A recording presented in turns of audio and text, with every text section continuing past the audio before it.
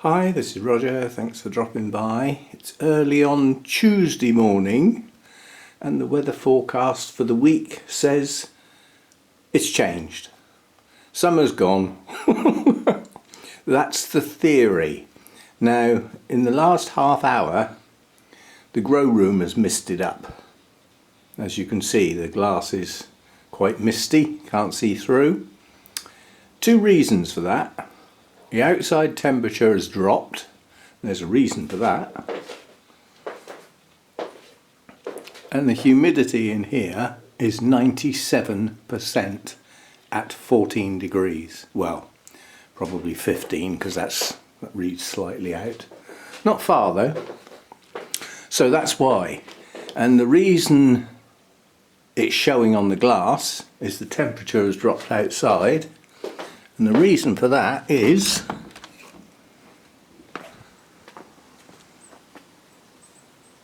it's raining.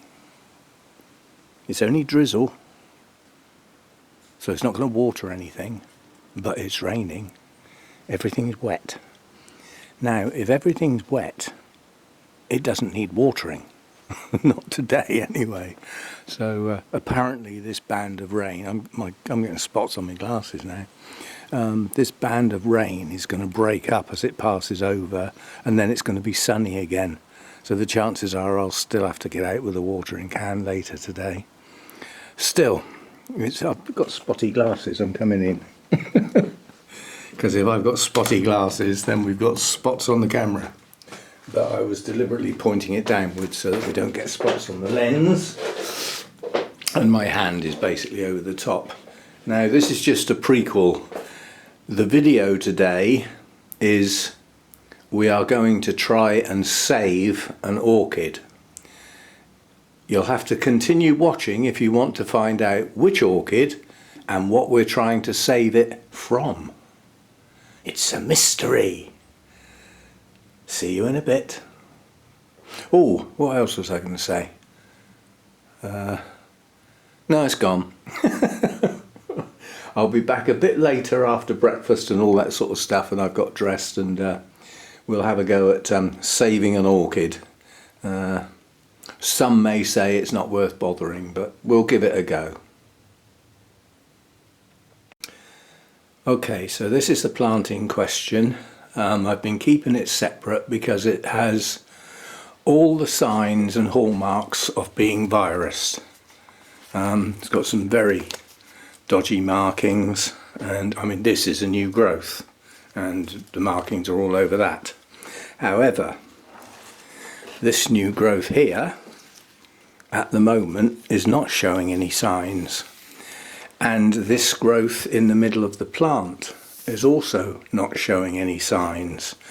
But if you come down to the base, they're not connected, and in between, if you look at the base of this new growth here, it's joined to here and here. That's virused, and this one has signs as well, and it's sat between the two. What are the chances of that actually really being clean? Highly unlikely, I'd have thought. And then if you come round here, this new growth on the edge of the plant, got some scale, but then they do just rub off. I think they're dead. It's not connected to anything. The bulb right next to it here, if it's connected, has the marks. So what we'd be looking at is two separate bulbs disconnected from everything. So they'd be standalone plants. So each one of those, you're looking at 3 years to get a blooming sized plant. And this isn't a plant I bought. I didn't choose this one. It hitched a ride in another pot. I just hope the plant that was in the pot with it didn't get infected, because it's one of my favourites. That remains to be seen. At the moment, excuse me, it's early in the day, it appears to be okay.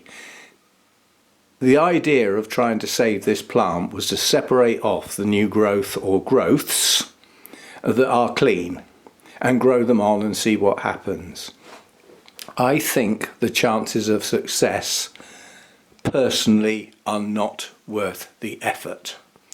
And trying to keep this going just, the more I think about it logically, it's pointless. It's not going to recover. It's going to end up being a nuisance for whatever remaining life it has, which could be 20 years. You know, cymbidiums can live quite well with a virus for some considerable time and still bloom, still produce new growths, but the plant is virused. And while it exists, there is potential for it to get on other plants. I mean, especially if you think when these were all outside last year, I don't know, I can't remember, and I'm certainly not going to look it up in videos.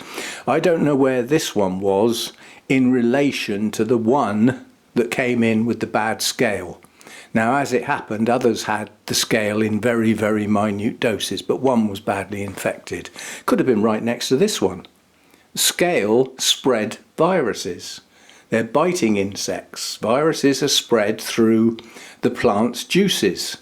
So through damage, basically, normally through us, you know, not sterilising our cutting tools between plants. But it, you know, it's that sort of thing. So again, you know, an insect that has sucked the juices from one plant, moves to another plant and bites into it, has potentially spread the virus. So now, such a minor infection, the plant may be able to just fight that off. I don't know. I'm only saying. But I don't think this plant's worth it. So to throw this away is not as easy as it sounds. To put it in one of my normal rubbish bags, I'd have to spend the next half hour cutting it up, which I don't propose to do. So I'm just going to put it in a dustbin bag and put it out to go to landfill. I can't put it out to go into the recycling green waste because that green waste gets broken down and shredded and composted and put on other plants, you know, around the council's flower beds and things like that. So that could infect other things. So it's got to be destroyed effectively. So it'll have to go into landfill, where it'll just get buried and forgotten about and decompose down there. So anyway, I'm going to give up on it and spend no more time on it, and it's going in the bin basically. It's just not worth the effort, and just hope that it hasn't got into the other plant that was in the same pot with it. That remains to be seen. The virus could sit in that other plant for 2 or 3 years, and then, you know, the next repot could stress it enough to bring out all the signs. But we won't know until that point. And anybody who suggests getting a test kit, no. You can't buy a test kit. They come in batches. And I don't think there's anybody selling them in the UK, so they've got to be imported. The cost is ridiculous. And it doesn't warrant the cost for the plant. The plant is worthless to me. As I said, I didn't even pay for it. It hitched a ride. So I'm not paying for a test kit. They're just far too expensive. They're pretty good and they're pretty reliable, but they're very, very expensive. Now, if you're running a nursery and you're getting new plants in, then you've got to justify. But then you'd be buying them in bulk. You know, if you're going to buy them 50 at a time, the discount's incredible. But the smallest quantity I've seen for sale is 5. And the cost per test is ridiculous. It's just not worth it, considering they can't possibly cost that much to produce. If they can sell them in batches of 50 at less than half the price per unit, then they're ripping people off, aren't they? They've got to be. You know, so I'm not prepared to be ripped off. So we will discard this plant. So cymbidium numbers have just gone down by 1. Anyway, I don't know whether you agree or disagree, but I've known in the past, this is prior to viable test kits being available and that viruses, the mosaic virus, the tobacco virus, that type of thing, has got into cymbidium collections and not been noticed. The people involved didn't know what they were dealing with, and it's wiped out the whole lot. You can't sell them, you can't pass them on, You can't divide them. You can't do anything with them apart from just look after them, you know, and then you can't get any more into that area, or you just spread it even more. So, you know, it's quite a nasty thing to have around. And I think the best thing with this is to not have it around. I've still got another one. Hannah's is outside, and it does spend a lot of the year outside, and if it produces flower spikes it can come back in here. If not, it's staying out for the winter. It may not survive. That's so be it. Chatted with Hannah about that, and although it's of sentimental value, otherwise it really wouldn't still be here, and it did bloom incredibly well last year, it still has to be kept separate, and it's a nuisance, watered separate and all that sort of stuff. As I said, at the moment it's out under the table in the garden, and it gets watered when I do the garden plants. So it just gets normal, the fertiliser I use for the garden tubs and the bonsai, it just gets some of that thrown on it. So it may bloom again, who knows. It's got quite a strong new growth again, totally virused, it looks awful, but we shall see.